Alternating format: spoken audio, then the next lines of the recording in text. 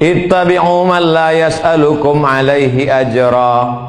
Ikutilah orang yang tidak mengambil upah. Jadi saya dulu pengajian, datang bapak-bapak nanya. Pengajiannya di Riau. Angkat tangan dia. Ustaz, ada yang mau kutanya. Apa Pak? Dalam surat Yasin kan ada itu. Ittabi'u man la yas'alukum alaihi ajra. Ikutilah Nabi Muhammad yang tak ngambil upah.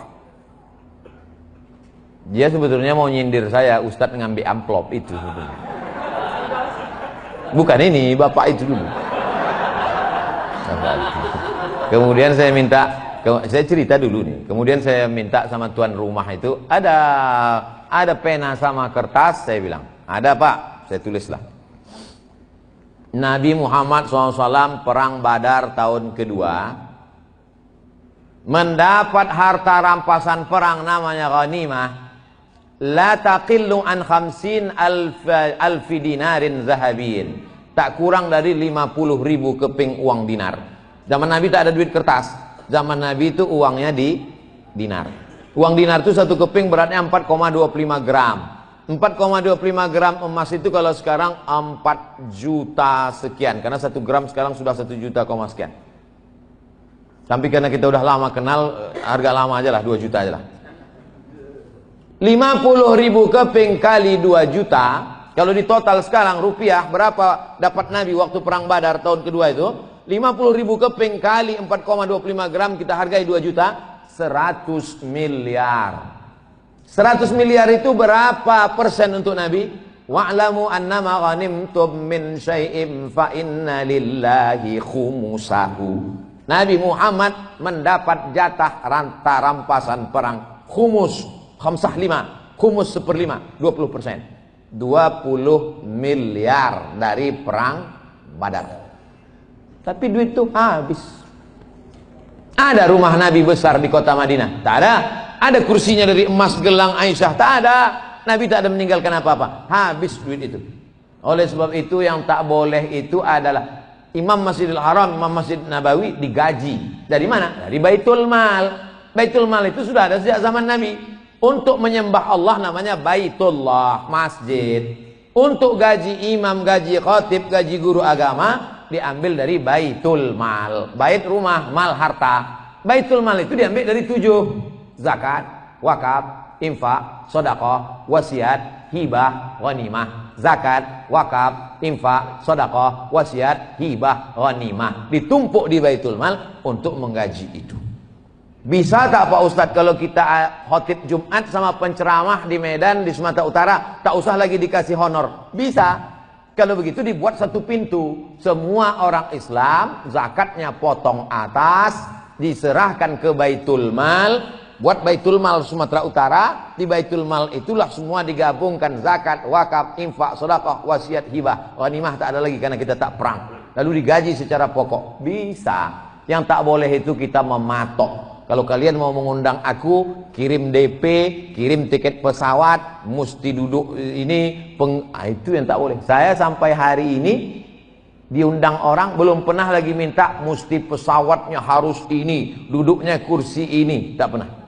Oleh sebab itu sebelum saya patok ini undang-undang lah. Makanya saya buat tuh video pendek. Saya Abdul Somad, dimanapun ceramah dari Sabang sampai Merauke, sampai ke Australia, sampai ke Eropa, kalau ada orang mengatasnamakan saya, meminta DP, meminta tiket pesawat harus eksekutif, harus itu bukan, berarti penipu, pembohong. Banyak juga jamaah yang tertipu. Oleh sebab itu yang tak boleh itu dia patok, dia bandrol, dia bahwa ada orang mengasih, alhamdulillah. Bahwa tak ada orang mengasih, nauzubillah. Saya YouTube itu yang baru saya urus sendiri baru setahun ini. Itu totalnya dapat sekitar 400 juta. Duitnya habis semua untuk membeli sembako dibagi tiap bulan untuk fakir miskin. Jadi kalau Bapak Ibu mau nonton YouTube pengajian saya, itu sama dengan Bapak Ibu membeli sembako habis. Tak saya ambil duitnya. Tanya tim media, transfer langsung ke yayasan, habis dibagikan ke fakir miskin. Oleh sebab itu, subscribe, like, and share. Apa lagi yang perlu? Tak perlu saya rumah besar, tak perlu ada mobil mewah, tak perlu. Pakaian cukuplah. Ini baju dikasih orang, celana dikasih. Wallahu a'lam. Baik. Baik, pertanyaan kedua, silakan presiden. Kita batasi sampai 5. Ini yang kedua, 31. Ya, nanti Bapak sabar Pak. Sabar lebar. Assalamualaikum. Waalaikumsalam warahmatullahi wabarakatuh. Assalamualaikum Ustaz. Waalaikumsalam warahmatullahi wabarakatuh. Kami advokat di sini sangat senang. Alhamdulillah. Antum hadir berikan usia. Alhamdulillah. Pertanyaan saya, menghadapi akhir zaman, tentunya kita umat Islam punya banyak PR. Begitu banyak yang membenci kita, begitu banyak musuh yang menyerang kita.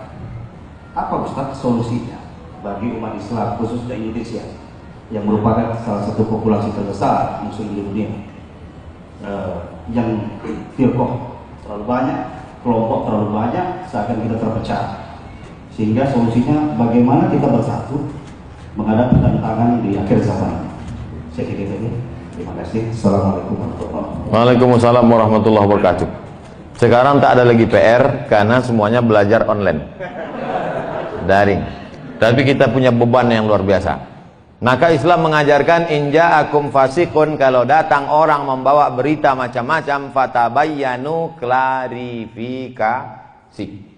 Datang orang memfitnah saya macam-macam, saya silaturahim ke kiai-kiai, silaturahim ke kiai fulan, silaturahim. Bahkan tidak hanya silaturahim kepada tokoh-tokoh agama, silaturahim. Dan jamaah itu cerdas. Ketika dituduh saya anti kebinekaan, anti Pancasila, ini kan stigma, melekatkan ini kepada orang supaya orang wah jangan dengar ceramah itu, somat itu mau buat negara Islam itu anti kebinekaan. Tapi jamaah ini cerdas. Belum sempat saya buat video, mereka sendiri yang menyebar video waktu saya menaikkan bendera di kampung suku Terasing Talang Mama. Waktu bendera itu koyak-koyak, kami yang memasang di dinding, kami pula mengajarkan anak-anak itu upacara. Indonesia tanah airku. 5-6 tahun yang lalu waktu kami masuk ke depan dalam. Daratnya saja 5 jam naik mobil, tinggalkan mobil tepi sungai, naik ke dalam 7 jam, kami pasang bendera. Tak pernah video itu kami simpan. Tak di mana dapat mereka edit, mereka sebarkan. Masyarakat kita sudah cerdas.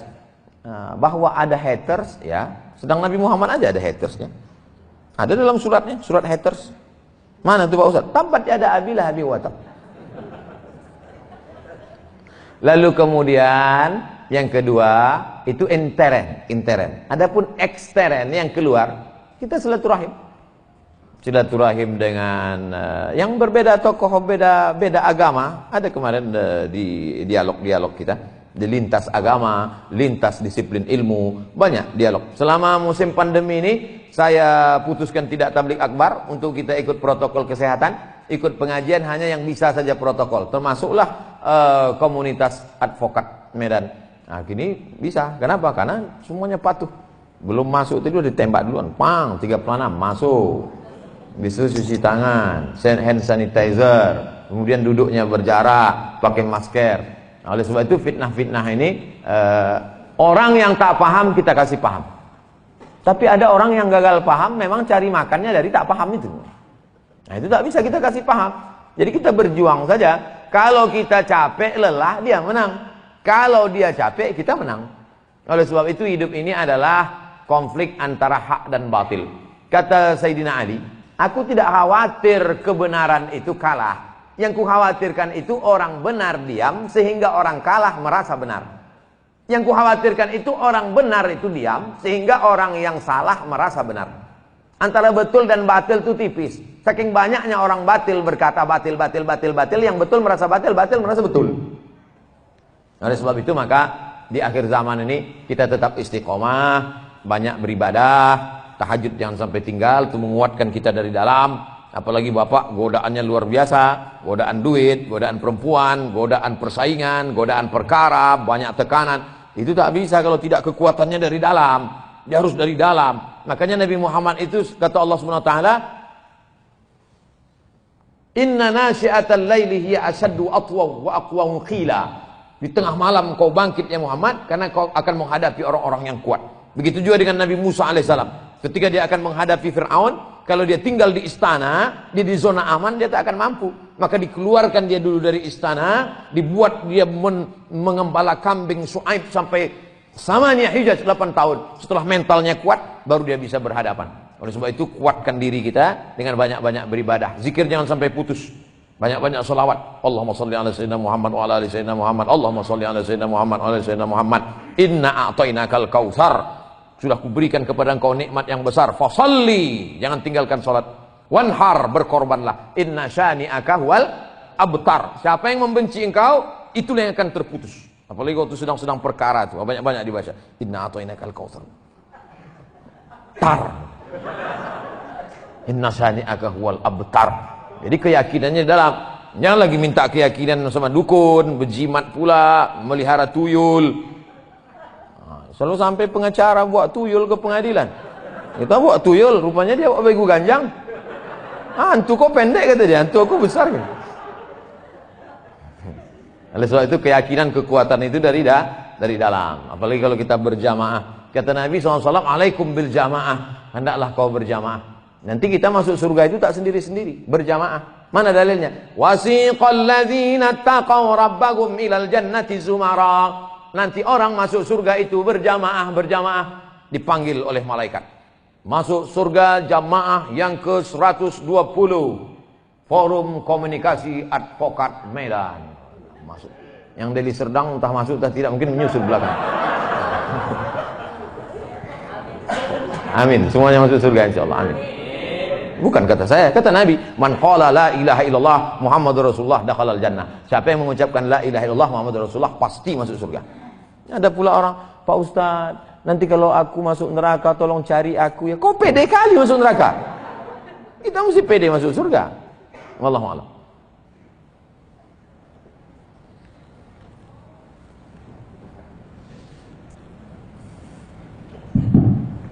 Assalamualaikum warahmatullahi wabarakatuh. Waalaikumsalam warahmatullahi wabarakatuh. Ustaz Abdul Somad yang muliakan, pertanyaan sederhana tapi banyak kita hadapi masyarakat. Pertama, mengenai anak di luar nikah. Kemudian bagaimana posisi dalam ahli waris. Kemudian bolehkah ayah yang menghamili ibunya menjadi wali pernikahannya. Yang kedua, jika nanti diselesaikan kami berfoto dengan Ustaz. Waalaikumsalam warahmatullahi wabarakatuh. Kalau ada anak perempuan, nauzubillah, mudah-mudahan anak-anak kita selamat semua dari penyakit ini. Kalau ada anak perempuan berzina dengan anak laki-laki, hamil dia, baik 1 bulan, 2 bulan, 3 bulan, 4 bulan, 5 bulan, 6 bulan, 7 bulan, 9 bulan, tak ditengok bulannya, asalkan dia sudah hamil, dinikahkan, maka menurut mazhab Syafi'i nikahnya sah. Banyak orang bertanya nikahnya apa sah apa tak sah. Buka Al-Fiqhul Islami wa Adillatuh Syekh Wahbah Zuhaili. Nama kitabnya Al-Fiqhul Islami wa Adillatuh. Nama pengarangnya Syekh Wahbah Zuhaili. Nikahnya sah. Yang jadi masalah itu adalah setelah anak itu lahir muncul 4 masalah. Yang pertama, anak itu tak bisa dipakaikan bin bapaknya karena tak ada hubungan nasab. Tak ada hubungan nasab. Kenapa tak ada hubungan nasab Pak Ustadz? Karena barang itu sudah ada sebelum akad. Yang diakui itu setelah akad. Mencoblos sebelum hari H, mana bisa diakui kertas? Nah kan lepas juga jadinya kan. Itulah udah kutahan-tahan tadi udah. Tapi kalian pancing-pancing. Ini pandai pengacara tuh mancing-mancing. Kena juga kita sekali ini. Yang kedua, lahirlah anak itu perempuan. Lahir anak hasil perbuatan ini perempuan. Lalu kemudian si bapak ini tak bisa menikahkannya jadi wali. Karena yang jadi wali itu kan yang ada hubungan nasab. Dia tak ada hubungan nasab, maka tak bisa dia jadi wali. Walinya siapa? Fasultanu waliyun man la waliyalaha. Yang menjadi walinya adalah sultan. Sultan itu maksudnya apa? Sultan Delhi. Kalau dulu waktu masih kerajaan Melayu Delhi, Sultan Delhi itulah menikahkan orang yang tak punya wali. Bukan Sultan Jorgi. Tapi karena kita tak lagi tinggal di negara kesultanan, maka dulu janji sama Presiden Soekarno, dibuatlah namanya Departemen Agama. Yang sekarang menyebutnya Kementerian agama. Itu pengganti sultan dalam urusan agama. Makanya Pak Kua itu, Pak Kua tak ada perempuan, Bu Kua. Pak Kua itulah yang menikahkan. Aku nikahkan engkau dengan mahar sebentuk cincin. Karena Kua itu berfungsi sebagai sultan. Man la waliyalaha. Yang ketiga, meninggal si bapak ini, anak itu tak dapat warisan. Karena mereka tak ada hubungan nasab. Yang keempat, lahir anak pertama misal laki-laki. Setelah itu lahir pula adiknya perempuan. Maka si abang ini tak bisa jadi wali adiknya. Karena dia bukan saudara seayah. Yang bisa jadi saudara sewali itu saudara seayah yang bisa mewalikan. Saudara seemak tak bisa jadi wali. Jadi zina ini efeknya itu banyak sekali. Oleh sebab itu saya sampaikan ke jamaah, kalau dulu pernah bersalah 20-25 tahun yang lalu, jangan buat kesalahan lagi. Jangan kau akadkan, mengakulah ke Pak Kua, bilang Pak Kua, nanti anakku ini tak bisa kualikan Pak Kua. Nanti pada hari pernikahannya itu aku pura-pura mencret nanti Pak Kua. Kata Pak Kua, bukan cuma kau, rata-rata begitu orang nih, kata dia. Udah tahu aku itu udah semua, udah cincailah tuh, aku nanti nikahkan, selesai itu. Asal kau tambah aja lah bayaran nih, kata dia. Pak Kua. Oleh sebab itu jangan lagi diulangi kesalahan. Karena nikah itulah nikah illa biwaliyin, tidak sah nikah kecuali dengan wali wa syahidai adlin dan saksi yang adil. Itulah yang saya pahami, itulah yang saya pelajari, itu yang saya sampaikan. Kalau ada pula ustadz yang berani menyampaikan, ajra'uhum lil fatwa ajra'uhum lin nar. Orang paling berani berfatwa, itulah orang paling berani masuk neraka. Saya banyak cakap saya itu orang tersinggung perasaan, tak senang dia, apa boleh buat? Saya menyampaikan aja. Mau dia, alhamdulillah. Tak mau dia, tak diundangnya sekali lagi. Itu saja, di mana-mana begitu. Banyak orang, Ustaz Somad itu saya diundang lagi. Masalah aja tuh. Orang sama saya ini banyak benci tapi rindu. Demikian. Tentang masalah foto tadi, nanti saya duduk di sini dengan bapak-bapak ketua, kemudian ada mungkin di ini, lalu di belakang ada, depan ada, tetap kita jaga supaya tak jadi fitnah. Karena tidak nanti Abdul Somad menebarkan ini supaya ditangkap polisi pula. Tapi saya tak apalah ngeri-ngeri kali karena banyak pengacara kan.